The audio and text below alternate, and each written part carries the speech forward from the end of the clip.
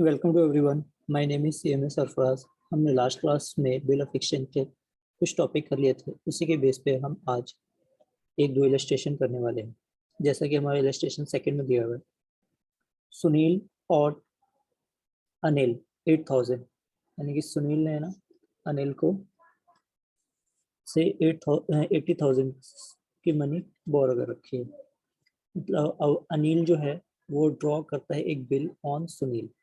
मतलब ये जो है ये इसके ऊपर एक बिल ड्रॉ करता है। तो यहाँ पे जो ए जो है वो हमारा ड्रॉवर हो गया और जो सुनील है वो हमारा ड्रॉई हो गया। That the amount for 3 months, और ये जो मनी है वो कितने मंथ के लिए? 3 मंथ्स के लिए। 1 April 2015 Sunil accept it and return it to Anil. अब इसको एक्सेप्ट करता है और उसको रिटर्न कर देता है ए को। On 15 April 2015 Anil discounted the bill. अब इसने जो बिल जो है ए के पास है वो इसने बैंक से क्या कराया? डिस्काउंट करा लिया है। Discount with CD bank and the discounting of 12% per annum. और जो डिस्काउंटिंग जो है वो 12% पर एनम है। अब ये बताया on the due date the bill was dishonoured, और जब मेच्योरिटी डेट आई तो उस वो क्या हो गया? डिसऑनर हो गया। And the bill paid noting charges of ₹100, और उस पे जो नोटिंग चार्जेस है वो हमारा दे रखा है इसमें 100। Anil settle the banks claim. अब अनिल ने जो है वो बैंक को पैसे वापस कर दिए, मतलब जो बिल डिसऑनर हो गया मेच्योरिटी डेट पे। And along with noting charges in the cash, Anil accept the another bill for 3 months amount due और प्लस इंटरेस्ट 3000। और 3000 का इसमें क्या है? इंटरेस्ट भी उसके साथ एक नया बिल बनाकर दिया है। कब? 1 अप्रैल 2015 को। Before the new bill become due Anil retire the bill with rebate of 500 and show the necessary journal entry in the books of Anil. Anil जो है वो हमारा ड्रॉवर है। तो जब एक्सेप्ट किया गया था सुनील के द्वारा, था उस केस में फर्स्ट एंट्री सिंपल सा है हमारा, यानी कि इन दी बुक्स ऑफ ए। अब ये ए जो है वो हमारा ड्रॉवर है। तो ड्रॉवर अपनी बुक में क्या एंट्री करेगा? ड्रॉवर जो है उसके पास बिल आ रहा है, तो यानी कि बिल वो रिसीव कर रहा है। और किससे आया? सुनील से, तो टू सुनील हो जाएगा। ये हमें दे रखा है 80,000। नेक्स्ट जो है 15 अप्रैल को वो बैंक से डिस्काउंट करा लिया। बैंक से डिस्काउंट कराया तो 78,000। यहाँ पे 2.5 मंथ्स इसलिए लिया गया क्योंकि 3 मंथ्स का बिल था, जो कि यहाँ पे ये 15 अप्रैल को करा, तो 2.5 मंथ्स का हो जाएगा और 12% और जो बिल का जो अमाउंट है उसके हिसाब से है। तो इसका जो कैलकुलेशन है 2000 की, ये ऐसे होती है 12 अपॉन में 100, 2.5 अपॉन में 12।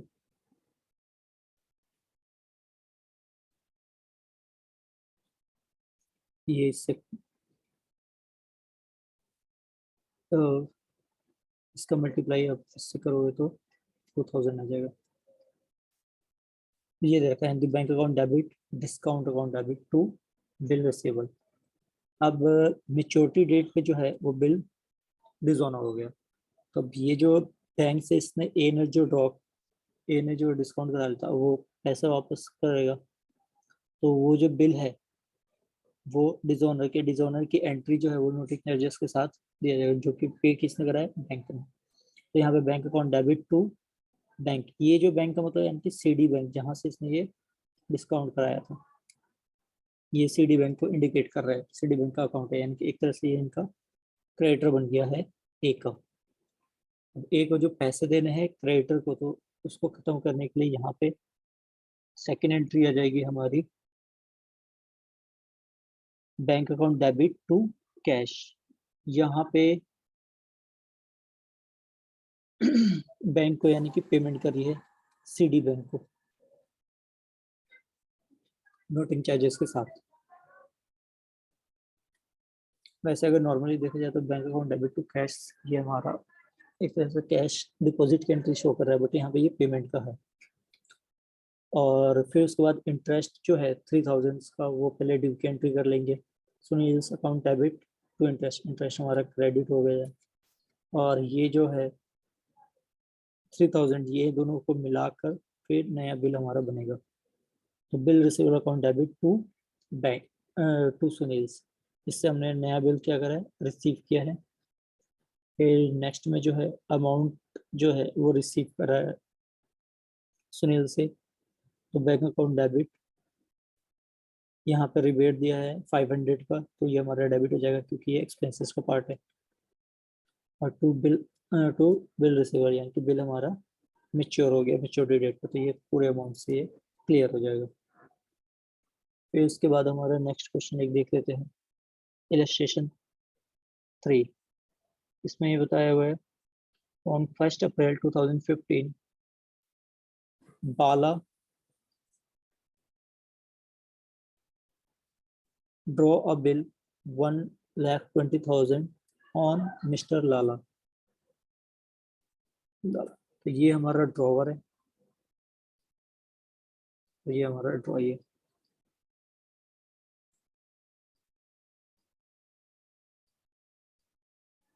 अब बिल जो है वो कितने का है, 120, और बिल होल्ड कौन कर रखा है, बाला ने। और बिल का जो डेट है वो 4 मंथ्स के लिए है। On getting the acceptance on 5 अप्रैल 2015 बाला, अब बाला ने जो है वो इंडोर्स कर दिया है बिल को, इंडोर्स किसको, मिस्टर काला को, and full of his claim of 1,40,000 by the paying the difference in cash. अच्छा, ये जो है कि इसको जो पेमेंट करनी थी 140 की करनी थी, अब इसने 120 का तो बिल इसको एक इशू कर दिया, यानी कि BR जो कि है 120 का, और रिमेनिंग जो पार्ट है वो 20,000 कैश दिया है। ऐसे ही पेमेंट हो रखी है काला को। फिर आगे बोला है the Lala approach Bala on 25th July saying that the needed to renew the bill for further 4 months as at 12% interest per annum and Bala which Bala accepted, यानी कि जो बाला ने एक्सेप्ट किया था ना उस चीज को वो हो रहा है कि दोबारा से इसको बिल रिन्यू कर दो। A fresh bill including the interest was by the Lala on 1st August 2015. Bala settled his liability to Kala by check. अब इसने इसको जाके बोला कि दोबारा से ये बिल जो है वो रिन्यू कर दो, तो ये जो अमाउंट है वो दोबारा से ये इसको बाय चेक के थ्रू पे कर रहा है क्योंकि वो बिल दोबारा से रिन्यू हो रहा है। And this way the duly settle on due date, pass the necessary journal entry in the books of Bala and Lala. Also the bill receivable account and bills payable account. ये जो है ये है in the books of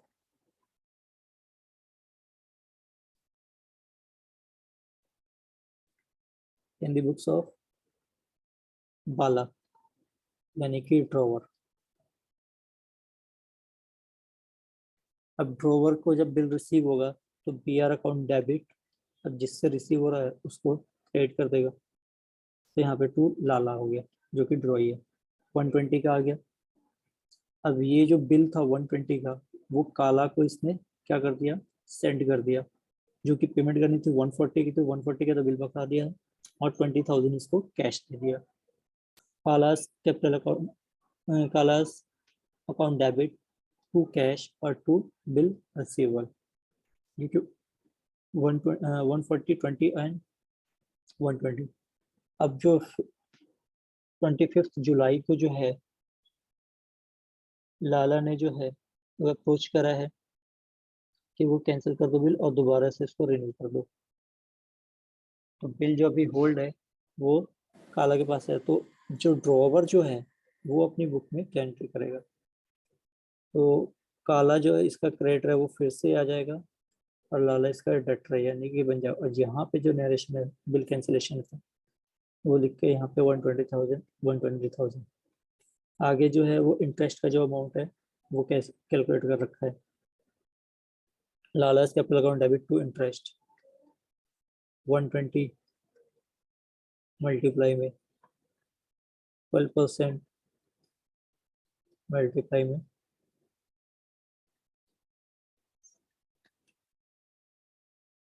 4 open में 12।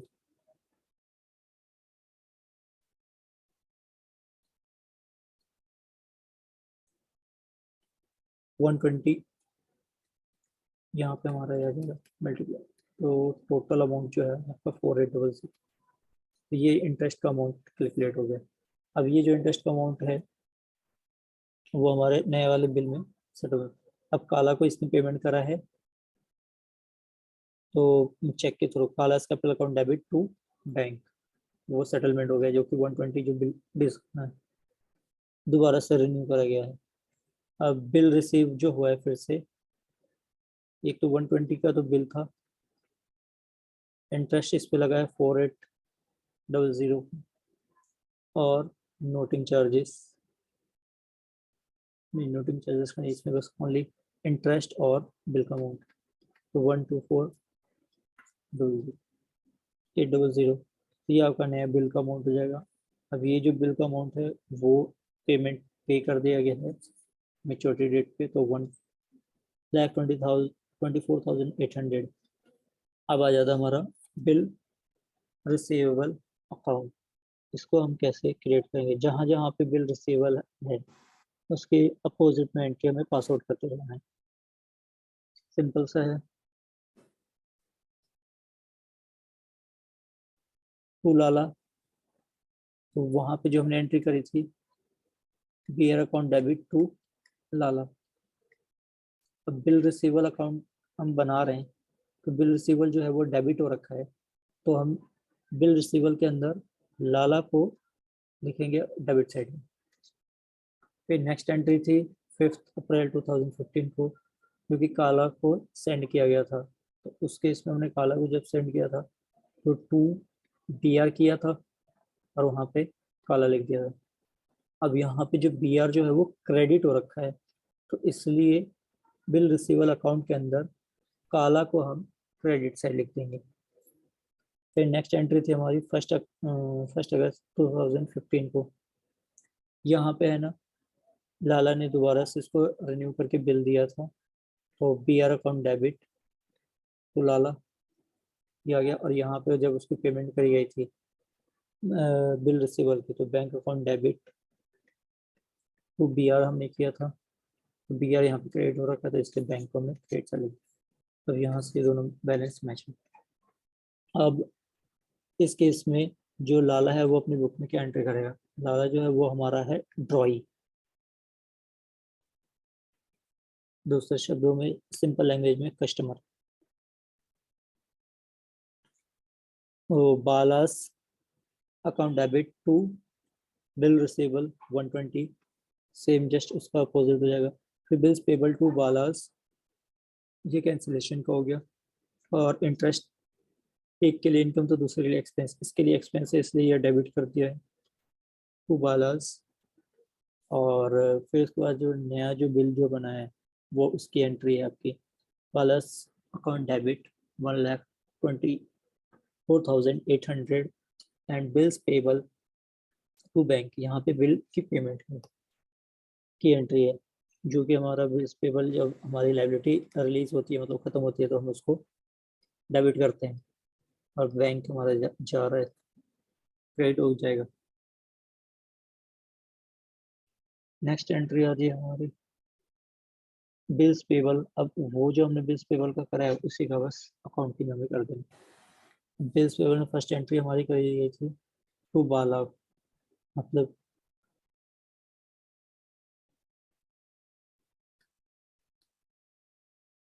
To बाला और bills payable. तो यहाँ पे जो बाला है, जो बिल्स पेबल है वो डेबिट हो रखा है, तो इसलिए हमने बाला को डेबिट साइड लिख दिया है। यहाँ पे फिर से नेक्स्ट एंट्री में बाला को क्रेडिट किया गया हुआ है, वो इसलिए क्योंकि हमने उस वक्त जो फर्स्ट एंट्री करी थी, यानी कि इसके लिए लाइबिलिटी तो बिल्स पेबल, और बाला को हमने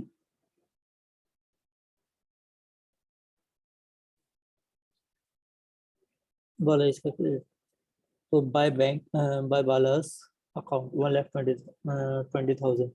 फिर आपका जब ये पेमेंट का होता है तो टू बैंक और यहाँ पे बीपी, यहाँ पे आपका जब ये रिसीव किया था उस वक्त 1 अगस्त का है।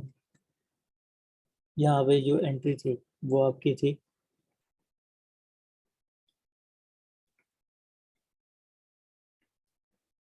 बाला।